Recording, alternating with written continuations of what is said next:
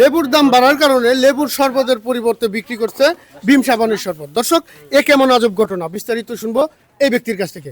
আচ্ছা ভাই, এই যে আপনি যে লেবুর শরবতের পরিবর্তে ভীম সাবানের শরবত বিক্রি করতে চাচ্ছেন, মানে বিষয়টা কিন্তু যদি খুলে বলতেন। হয়েছে কি, আমি তো টিভি দেখছি, হ্যাঁ। টিভি তো যে ওই যে অ্যাডভাইস দেয় আচ্ছা, হ্যাঁ। যে 100 লেবুর মানে যত শক্তি হ্যাঁ, আছে হ্যাঁ, হ্যাঁ। একটা বিম্বা সাবানে। আচ্ছা আচ্ছা ঠিক আছে, আচ্ছা। এই জন্য আমি চিন্তা ভাবনা করলাম যেহেতু 100 লেবুর গুণ এই মানে এই বিম্বা সাবানে আছে, হ্যাঁ, হ্যাঁ। তাহলে রোজা রমজানের দিন মানুষ রোজা থাকবি, অনেক ক্লান্ত হয়ে যায়, তাহলে যদি আমি একটা বিম্বা দিয়ে যদি শরবত বানা খাই তো লোকটার 100 লেবুর গুণ পাবি। আচ্ছা, এই জন্য ভাই আমি এই শরবতটা বানা তাক দিছি। আচ্ছা ভাই, এই যে এটা কি অন্যায় করছি ভাই? এই যে এই দোকানদার ভাই যে কাজটা করছে, যে মানে লেবুর শরবতের পরিবর্তে মানে আপনাকে যে ভীম সাবানের শরবত দিচ্ছে, মানে এটা কতটুকু যুক্তিযুক্ত বলে আপনি মনে করেন? আসলে ভাই এটা একটা হাস্যকর ঘটনা হয়ে গেছে এখন, ঠিক আছে।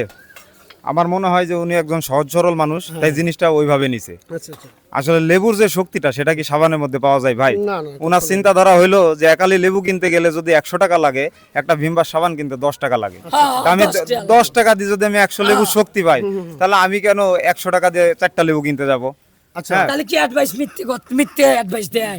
এটা কি আসলে, মিথ্যে কথা বিষয় কয় ওরা? হচ্ছে ভাই, সব বিষয় সব ক্ষেত্রে কিন্তু যায় না। হ্যাঁ, তো তাইলে আপনি যেটা ভাবতেছেন সেটা আসলে এটার দিক দিয়ে মিলাইলে হবে না। তো আসলে সহজ সরল মানুষ তো উনি সবকিছু একত্রিত। আচ্ছা ভাই, এই যে উনি যেই কাজটা করছে এটা আপনাদের কি মতামত? একটা আজব ঘটনা।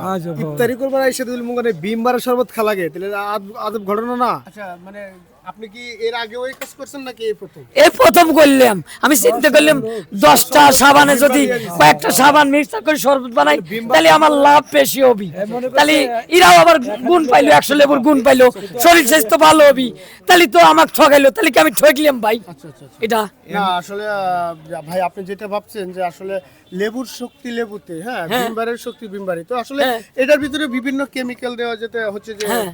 বা থালা বাসন এগুলো পরিষ্কার করার জন্য হয়তো ভালোভাবে স্পন্সরটা করার জন্য এটার জন্য বলা হয়েছে যে 100 লেবু ও। শক্তি আছে এটার জন্য। এটা আসলে মানুষের খাওয়ার জন্য না, উপযুক্ত মানুষের খাওয়ার জন্য না, এটা- তাহলে এই কথাটা করলেই পারতো, তাহলে তো আমি এই ভুলটা করিনি, এখন তো আমার লস হয়ে গেল। মূলত আমার ভাইয়ের কাছে তো আমি মানুষ খারাপ ভালো, লাগে। কিন্তু সহজ সরল মানুষ তো সরল একটা ও মানুষ বুঝতে পারে না, ঠিক আছে। শরবত বানায় খাওয়াই হ্যাঁ, দিয়েছে এটা ভাই। মানুষের খাওয়াইতে হয় না, এটা ক্ষতি, এটার ভিতরে কেমিক্যাল আছে। ও, ঠিক আছে। তো যাই হোক ভাই, এটার ভিতরে কেমিক্যাল আছে। আর এই যে আপনি যে পাত্রগুলোতে এটা শরবত বানাইছেন, এই পাত্রটা ভালোভাবে ধুইয়া তারপরে হচ্ছে পানি বা অন্য কিছু বা শরবত সরবরাহ করবেন, ঠিক আছে ভাই? ও, তো আসলে এটা আপনার ভুল ধারণা। তাহলে ভুল হয়েছে না আমার। বুঝলে কাউরে জিজ্ঞাসা করে জেনে তো নিতে হয়, ঠিক আছে? দর্শক, আসলে এই বিষয়টা থেকে বলার তেমন কোনো ভাষা নেই, কেননা বাংলাদেশে অনেক কিছু নিয়ে প্রচলন আসে। যেমন 1 থেকে 1.5 বছর আগে একটা প্রচলন ছিল যে মিষ্টি কুমড়া দিয়ে বেগুনি। হাস্যকর বিষয়, মিষ্টি কুমড়া দিয়ে বেগুনি হয় না। তো আসলে বেগুনের দাম বাড়ার কারণে কেউ একজন মানে বাহির করছিল। তো এবার আমার লেবুর শরবতের পরিবর্তে বিক্রি করতে চাচ্ছে লেবুর শক্তি। তো আসলে বিষয়টা হাস্যকর হলেও এটা থেকে আমাদের কিছু একটা শিক্ষা নেওয়া লেবুর উচিত, দাম যে বাড়িয়ে আসলে গেছে। লেবুর দাম অতিরিক্ত বাড়ার কারণে তো বাংলাদেশের যে সরকার বা যাই বলেন না কেন তাদের কাছে দৃষ্টি আকর্ষণ করে একটা বলছি, যাতে দ্রব্যমূল্যের দাম যাতে একটু কমে, সেদিক দিয়ে একটু দৃষ্টি রাখার জন্য। তাহলে হয়তো এই ধরনের ঘটনা, যেমন এটা উনি যেই কাজটা করছে এখনো কাউরে খাওয়ায় নাই বা কেউ খায় নাই, তো উনি যে সহজ সরল মানুষ, উনি তো হয়তোবা যদি এটা খাইতো অনেক একটা বড় ক্ষতি হইতে পারতো।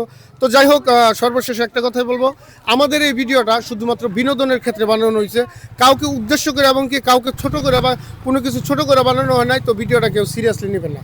আমাদের এই ভিডিওটা যদি ভালো লাগে লাইক কমেন্ট শেয়ার করে আমাদের পাশে থাকবেন।